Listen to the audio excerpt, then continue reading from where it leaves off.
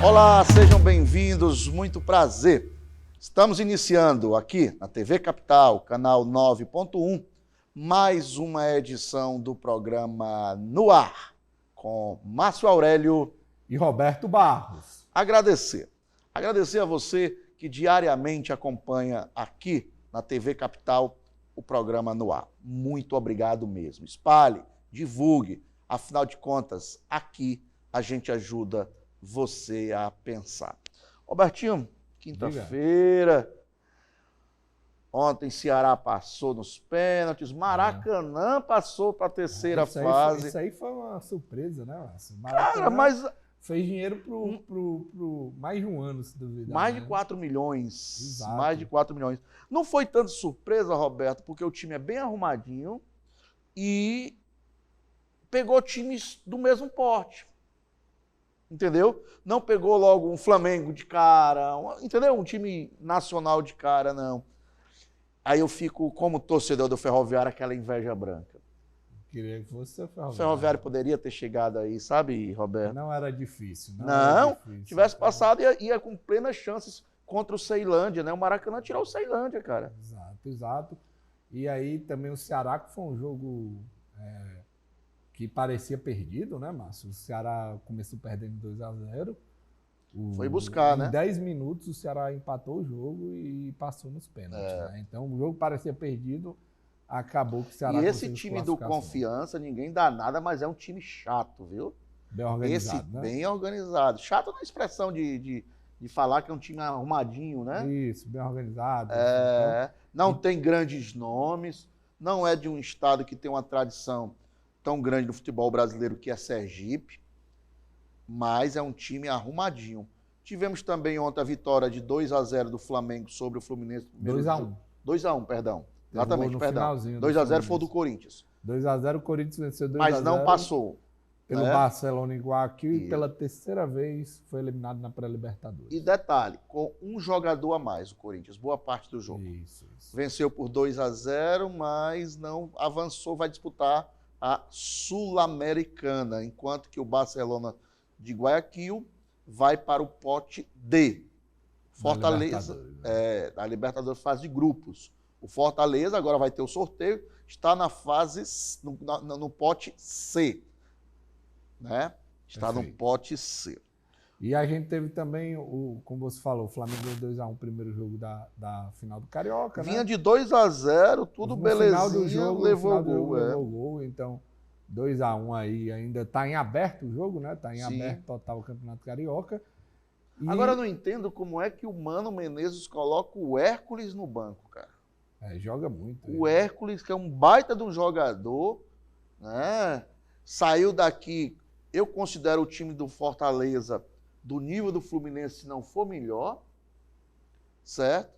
O Hércules titular absoluto, você vê o que é futebol, né? O Hércules titular absoluto aqui no Fortaleza e mas banco ele estava lá. como titular lá no Mas está no banco, Ontem ele não, vários jogos, ele tem entrado no segundo tempo. Eu vi parte do jogo. Errado. Vacilo aí do Mano. Pois mas vamos lá, vamos mudar a chave. Prosa, né, Roberto? A gente fala... Ontem nós trouxemos aqui, mais uma vez, o desdobramento daquela questão dos ataques aos provedores de internet em nosso estado. E ontem a gente falou que tinha uma coletiva de imprensa e algumas informações novas foram divulgadas nessa coletiva de imprensa. Nós podemos destacar algumas coisas, Roberto. Márcio, uma coisa que me chamou logo a atenção, quando a gente trouxe esse assunto aqui no programa No Ar, a gente trouxe uma situação da questão, você até falou isso, né? Que era fácil descobrir os provedores que estavam trabalhando com as facções. Eu não sei se você se lembra, você falou isso. Era só ver quem que atuava na região. Quem atuava nas regiões que as facções só permitiam aquela empresa atuar, né? Porque já acontecia há vários meses em bairros de Fortaleza essa situação, né? E me chamou logo a atenção, né? Porque a gente teve 5 empresários que são donos de provedores de internet que foram presos na operação, né? O secretário de Segurança Pública, né? O Roberto, meu xará de nome, ele detalhou, dizendo que os 5, apesar de serem donos de empresa, já tinham uma ficha criminal anterior, entendeu, Márcio? Uma ficha criminal anterior, antes de ter as empresas. Então, era algo já específico, sabe? E eles utilizavam, Márcio, os equipamentos roubados, os equipamentos que eram roubados pela facção, eram utilizados por essas empresas, entendeu? Então, era um esquema realmente organizado pela própria facção, e eles utilizavam pessoas que também tinham uma ligação com a facção, que são esses empresários que, como você disse, se a polícia quisesse, ela descobria, e ela foi atrás e prendeu os 5 empresários ligados ao setor. Então, agora, detalhe sobre essas atenção, prisões. né, Detalhe. Segundo a informação da polícia, foram 5 as prisões. Porém, o número de provedores suspeitos de interação com o crime é bem maior. Exato. Outros tiveram busca e apreensão. Não tiveram prisões dos donos. Outro detalhe, Roberto. Não foram 10, e sim 17 os presos na operação. Inicialmente surgiu a informação de 10, mas não. Foram 17 os presos. Sendo que 2 foram considerados líderes.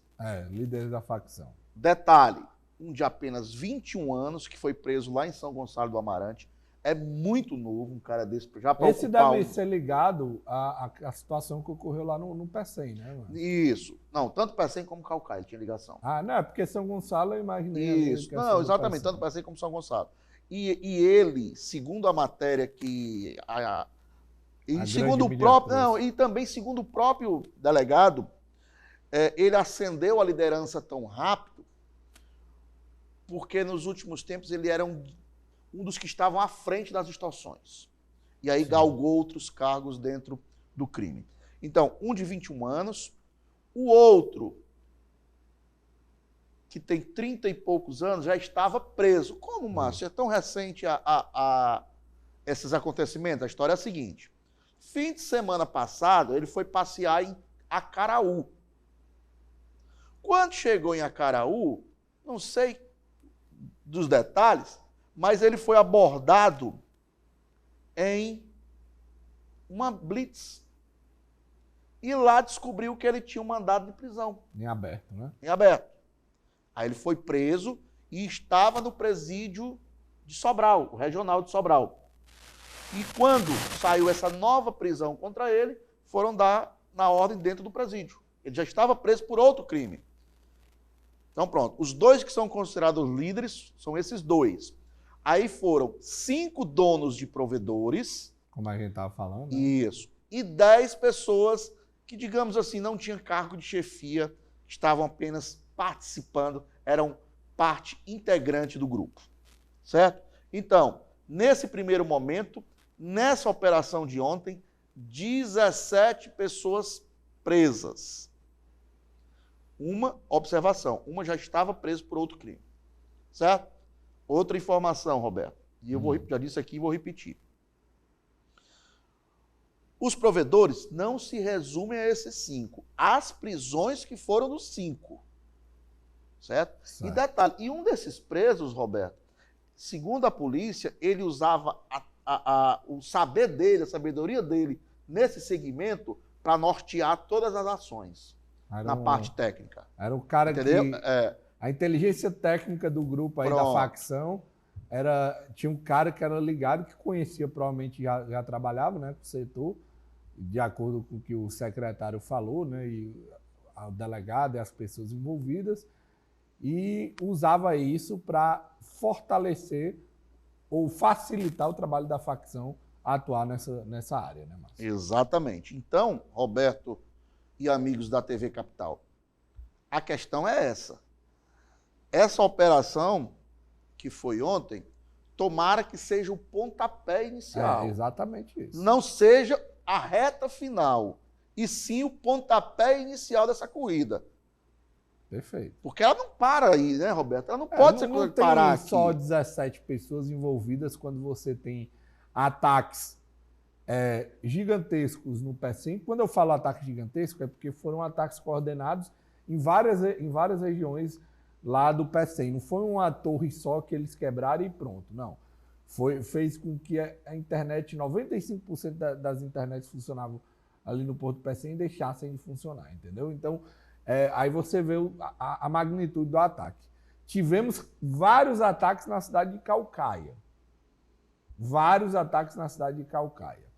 Tivemos vários ataques em Fortaleza, em bairros de Fortaleza.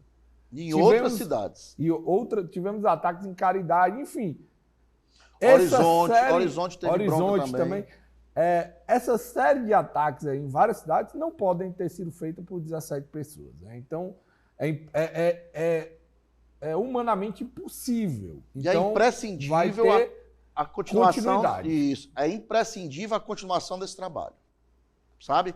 Por quê? Porque, meu amigo, ou a gente resolve agora, nesse momento que a polícia deu um passo positivo. Sim. A verdade é essa, Roberto. Parabenizar. Deu um passo positivo. Secretaria de Segurança Pública, Comando da Polícia Civil, Comando da Polícia Militar, o governador, que querendo ou não, está envolto também na situação. A gente tem que parabenizar, tem que reconhecer que esse foi um passo importante, né? Muita gente ficou desconfiada se o governo ia agir ou não de um modo correto. Agora a gente parabeniza, mas lembrando, não pode parar por aí. Eu ouvi algumas falas do secretário, eu não ouvi se finalizou a operação nisso aí. Eu não sei se... eu não me recordo dele ter falado sobre isso. Se pronto, acabou a operação, acabou aquele grupo que ele se reuniu. Em nenhum momento ele falou isso, não. Ele não falou, em nenhum momento ele falou isso. Que eu ouvi, até porque ele tem consciência, Roberto, que não acabou nada. Exato. Está iniciando. A gente tem que encarar que a coisa está iniciando. Estou falando especificamente sobre essa questão, porque é um fato novo, né? Outra coisa. Sobre essa questão. Bom, Roberto, você tem mais alguma coisa? A gente pode, que tem muito assunto aqui que a gente precisa comentar. Podemos ir para o próximo assunto. Eu queria falar sobre 2 deputados cearenses, 2 deputados federais, coincidentemente, ambos do PL, do Ceará, e ambos que envolvem emendas parlamentares, as famosas emendas parlamentares. Certo? Vamos lá. Primeiro, deputado André Fernandes, quase eleito prefeito de Fortaleza. Roberto, deputado, inclusive, eu o critiquei várias vezes, porém eu acho que tem que elogiar quando merece. Ele destinou parte das suas emendas para as 23 APAES. APAES do estado do Ceará. Para quem não sabe, o estado do Ceará tem 23 APAES. Ele destinou para as 23 uma determinada quantia.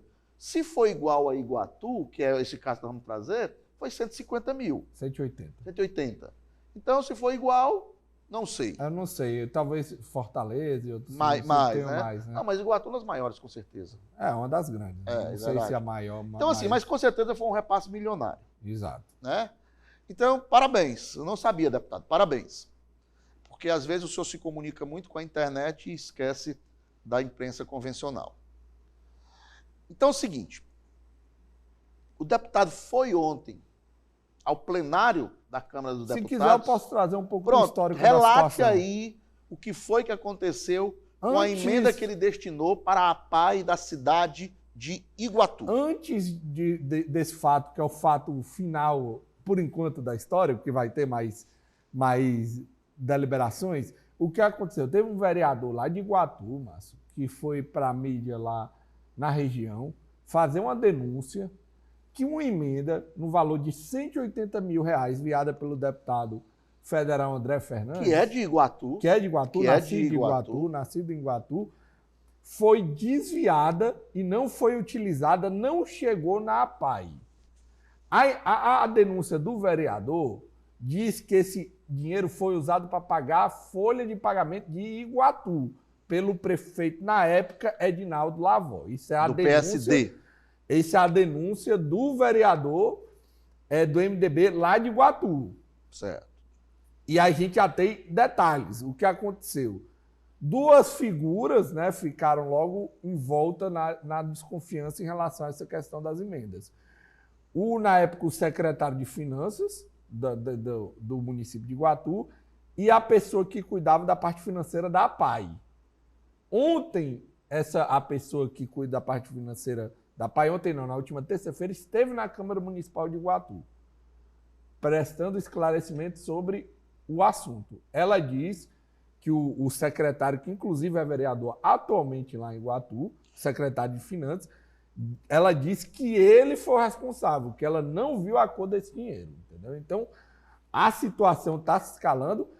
O que tem de novidade que a gente ia trazer em relação a hoje, né, Márcio? Que era em relação a ontem, né? O deputado federal André Fernandes fez um discurso na tribuna da Câmara dos Deputados falando sobre o assunto, né, Márcio? E que vai acionar o TCU. Geralmente, quando tem problema com emendas parlamentares envolvendo os deputados federais ou senadores, senadores, eles fazem é fugir desse tema. Ele não quer nada de investigação. Nesse caso do André, está indo na contramão. Ele vai exigir, segundo ele já acionou, de acordo com, isso, já tem o Tribunal de Contas da União, TCU, para que faça a investigação de onde foi parar os 180 mil que ele destinou para a APAI de Iguatu. O secretário pode até dizer que não colocou R$1 no bolso. Talvez seja a defesa que ele vá ter. Mas não é correto. Não é correto porque o destino do dinheiro era um. Exato. O que acontece, Márcio, que essa emenda, que foi uma emenda parlamentar do deputado, é dentro do programa, porque você facilita. Você sabe, você que conhece emenda, Márcio, que sabe como é, você sabe que tem os programas que, se for muito bem organizado, dá muita confusão, às vezes não libera, né? E a emenda foi liberada através de um programa que faz esse repasse para a paz, para organizações desse tipo, entendeu? Então, teve todo um cuidado para ser liberado. A mudança de destinação da emenda é crime. Márcio, o TCU já foi acionado e o que deve acontecer brevemente é que o TCU vai acionar a Polícia Federal. Porque o TCU não faz a investigação sozinha, né? Ela vai pedir para a Polícia Federal fazer a investigação e aí a gente vai saber mais sobre esse assunto aqui no estado do Ceará, especialmente no município de Iguatu, né? O vereador mesmo que fez a denúncia lá do MDB lá de Iguatu, ele cita os vários crimes de responsabilidade que o prefeito, na época, né, cometeu ao fazer esse desvio dessa emenda, que seria para uma situação, e foi para pagar folha de funcionário de acordo com a denúncia, né? A gente vai ver a investigação, vai ter desdobramentos, e aí a gente tem pessoas que podem se enrolar, né? A gente tem um vereador de mandato, que era o secretário de Finanças na época, tem o ex-prefeito, né? O ex-prefeito de Iguatu, Adinaldo Lavó, atualmente não exerce cargo político, mas também deve ser convocado aí, deve ser investigado pela Polícia Federal, já que foi na gestão dele. Então, isso aí ainda vai dar o que falar, né, Márcio? O que falar. O deputado diz que vai cobrar e quer que essa emenda que ele enviou para o lado seja devolvida para a PAI de Iguatu, que não pode aceitar uma verba que foi destinada para um canto, indo para um canto que não tem nada a ver. Ok. Então, vamos esperar os próximos capítulos, que não vai parar aqui, né? Exato. Vamos esperar os próximos capítulos. A outra questão envolve o deputado Jaziel. Doutor Jaziel, do PL também aqui do estado do Ceará. A outra já é um pouco contrário. Eu não sei se ele quer fiscalização do TCU sobre isso. Vou explicar para vocês.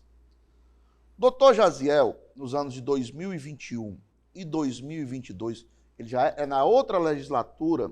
Exato, ele era deputado federal. Já era deputado federal. Ele destinou 2 emendas que juntas somam R$600 mil para uma ONG aqui da cidade de Fortaleza. Até aí, Roberto, beleza. Nada demais, certo? Associação Filantrópica Evangélica, é o nome. Até aí, nada demais. Só que essa ONG é presidida, inclusive todos os papéis foram assinados, pelo Eloy, chefe de gabinete do... É funcionário, já foi chefe de gabinete. Não, já foi chefe, segundo as matérias, já foi chefe de gabinete do Dr. Jaziel. Eu vi na matéria que era funcionário. Né? Isso, do gabinete. Certo? Então, o que é que acontece, meus amigos? Eu não estou entrando aqui no mérito do serviço que se propôs a fazer essa emenda. Essa emenda era para atender, essa associação, segundo nota, ela atende idosos, vulnerabilidade, aí teve atendimento médico, odontológico, né? Sim. Vários tipos de serviços segundo a entidade. A questão é que a gente está em dúvida aqui e queremos questionar com vocês é se é moral a coisa. Legal, eu acho que até pode ser. E tenho minhas dúvidas se é legal, porque é uma entidade que é de uma pessoa de dentro do mandato do deputado. Não tenho informação se é ilegal. Eu não estou dizendo que é ilegal. Pode ser ilegal, mas se esse dinheiro investido de emendas não forem utilizado por devido meio. Não, eu não estou dizendo nem... Não, Roberto. Isso aí já é ilegal, não é levantado. Isso aí já é ilegal até se a pessoa não for nem amigo da outra, não conhecer. Exato. Isso aí é ilegal de qualquer forma se não for destinado. Eu estou dizendo que o que pode vir a ser uma ilegalidade é se acharem algo nesse sentido. Não, existe uma outra ilegalidade que pode ter pelo fato dele fazer parte do mandato do Dr. Jaziel. Então, isso aí, essa entidade, pelo cara ser... É como se fosse da família, você destinar alguém da família. Uhum. Certo? Então, assim, eu não sei se é ilegal essa parte aí. Sinceramente, eu não sei. Agora, que a coisa é moral, eu acho que é altamente para debate isso aí, sabe, Roberto? É porque tem uma situação que pode ser usado isso aí politicamente, né, Márcio? A gente sabe que uma ONG dessa atendendo diversas pessoas, mesmo que faça um trabalho que eu não duvido, faça um trabalho correto, positivo, querendo ou não, o cara, como é ligado ao Jaziel, pode usar politicamente isso Roberto. Tipo assim, é complicado um tema como esse. Essa matéria inicialmente saiu no site Metrópolis, depois o UOL também tratou desse assunto. Né? Eu mandei uma mensagem, eu não tenho o telefone do Dr. Jaziel, e aliás, acho até que eu tenho, mas eu mandei mensagem para a doutora Silvana, ela não me respondeu aqui, o espaço está aberto, doutora Silvana, doutor Jaziel. O gabinete dele, o Metrópolis, colocou uma nota do gabinete do pastor Jaziel, deputado federal por este estado. Em nota, o gabinete diz que as verbas aqueles textos de praxe, que as verbas são destinadas de forma correta, que essa entidade é uma entidade que presta serviços relevantes. Sim. Então, assim, eu até acredito que seja. Também. Eu até acredito que seja.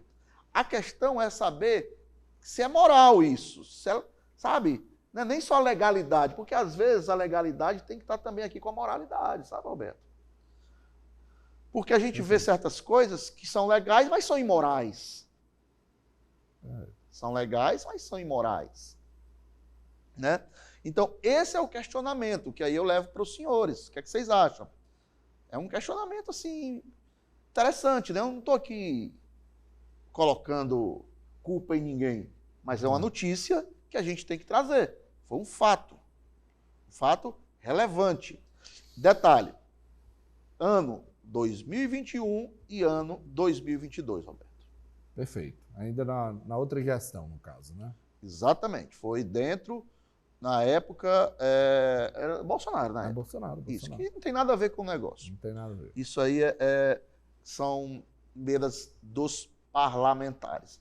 Eu espero que o doutor Jaziel responda, né? A doutora Silvana faça essa ponte, até para a gente trazê-lo e convidá-lo aqui para ele explicar.